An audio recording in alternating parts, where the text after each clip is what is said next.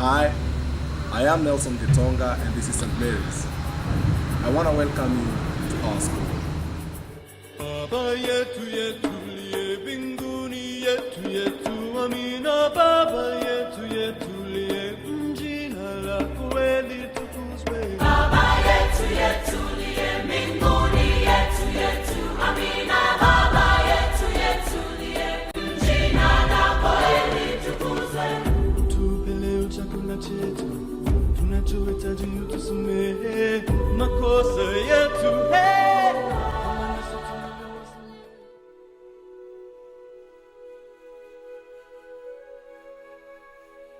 Since the year 2000, I became an orphan after the death of my mother. I was born in a place, in a ghetto. I have never got an opportunity to know my father. So, we were living with my mother, and she was denounced from her family after giving birth to me.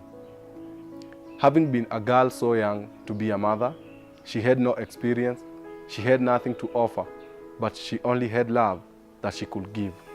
And the only thing she could do to sustain us, to sustain me, was to sell marijuana. And when the business was not coming, she had to get in prostitution.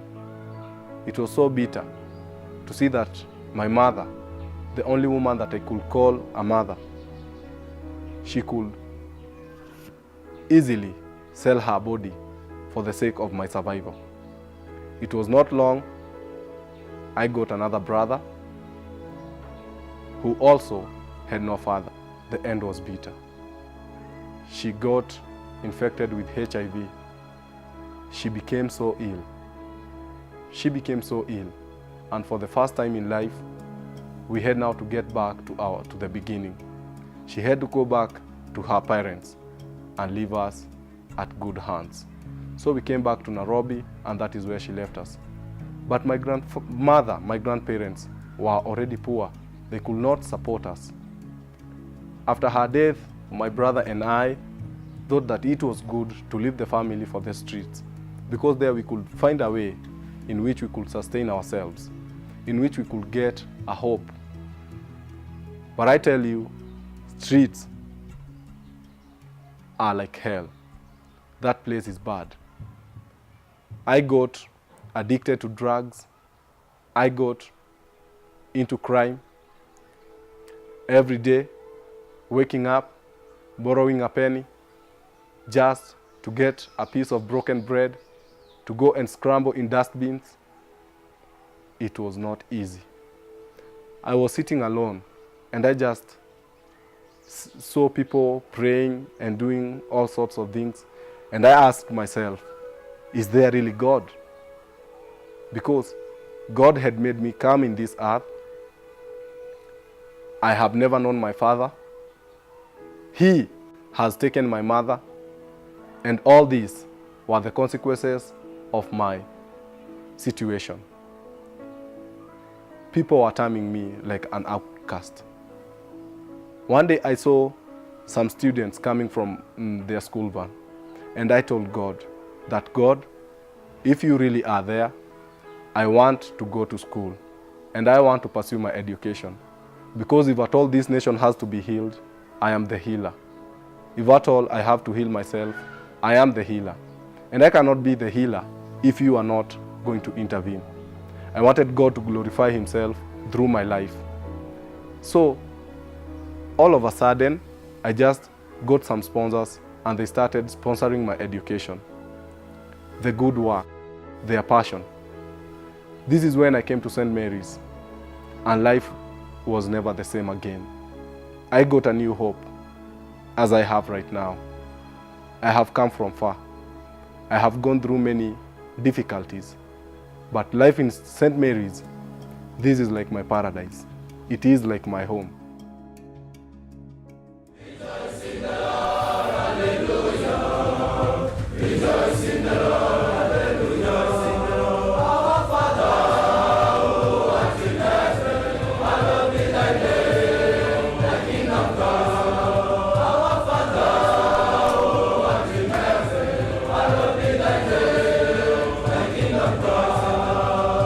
Rejoice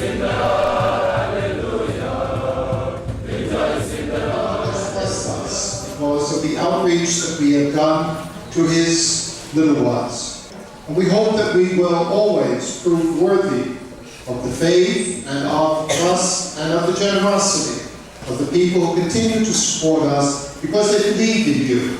They believe that what you are doing here will hopefully change the country that we live in for the better, and that we will make a difference eventually in this Kenya that we love so much, and that when you become the leaders of tomorrow, that hopefully that you will remember the lessons that you had here at St. Mary's. What we try to do is to run a school which is specifically geared to helping the poor. The school is really 3 schools in one. We are a regular secondary school which has about 450 students in very large classes of 55, 56 per class, years 9 to 12. Then we have a technical high school, which is a much less number of about 40 students, and these for children not academically inclined, but it is also a 4-year program training in carpentry, metallurgy, auto mechanics, electricity.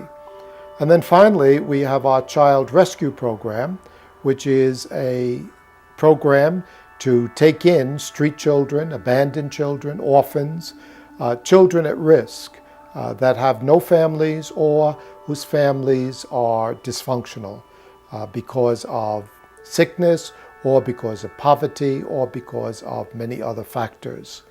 The unique features of this school would include, first, the fact that the students, after they go to the regular classes in the morning and the afternoon, they are then assigned a regular, what we call community service, manual labor, in order to make sure that the school is maintained.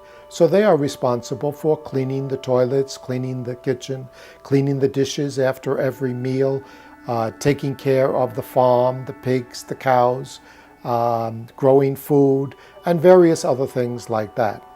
So it gives to the young man a self-reliance as well as a self-discipline and the ability to be responsible and accountable for a job well done. This type of managerial skill training is not something you can teach in a classroom. It is something that you learn by doing.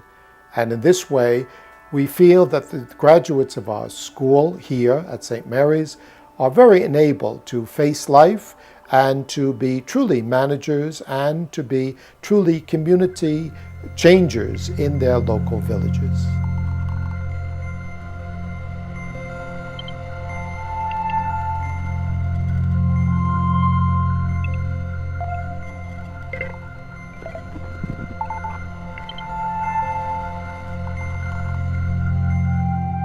And now I would like to introduce you to Brother Peter Kombe, who is the principal of St. Mary's Boys in Nyeri, Kenya.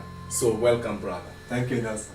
The St. Mary's Child Rescue Center was established in 1999, and we had the first group of 25 kids, mainly boys and girls, and it started as a feeding program. We have also realized that when they were just coming here for food, some of them have nowhere to stay, given that they are coming from the slums and they live in a small shack with 5 or 6, basically very overcrowded. They are not able to read, they are not able to study, and parents generally will not have control over them. And therefore, we thought bringing them here, will have some control over in terms of discipline, in terms of their movements, in terms of the counseling, in terms of making them try to adapt to their new life. And that's another success story, because once we get them to the local primary schools, about 90% of them, they stay on and they're able to remain focused. And many of them have succeeded in getting to the universities. So that's the idea behind the residential program. So we are talking about 700 kids altogether in St. Mary's, together with the high school. About 700 kids altogether. Huge population, big family. We also adopted the name Juniors program, the name Juniors, because initially we were called St. Mary's Street Children, program, and we didn't believe that we don't believe they are kids from the streets. No kid belongs to the street, and that's kind of inhumane, and it tries to create classes. So we drop the name Street Children to Child Rescue Program or St. Mary's Juniors. And in that way, they will feel they are part of this community and that they are part of the society. Because it's not fault of their own to be on the streets or to be vulnerable out there. It's the circumstances beyond their control, whether it is family, economic, single parent, HIV, AIDS. And we thought maybe we needed a more inclusive, a language that captures a sense of belonging. And the name Juniors, really speaks to that.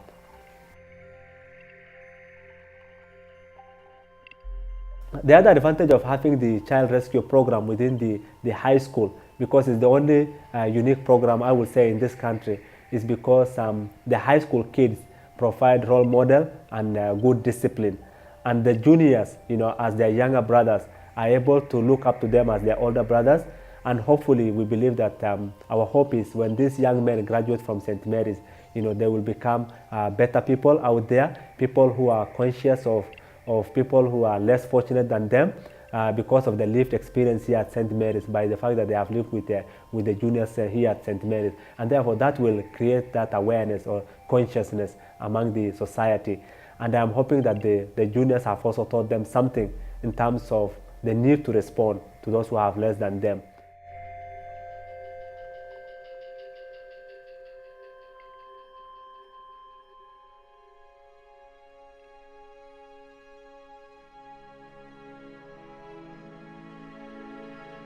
Already St. Mary's has done so much. It has transformed me from a boy to a man.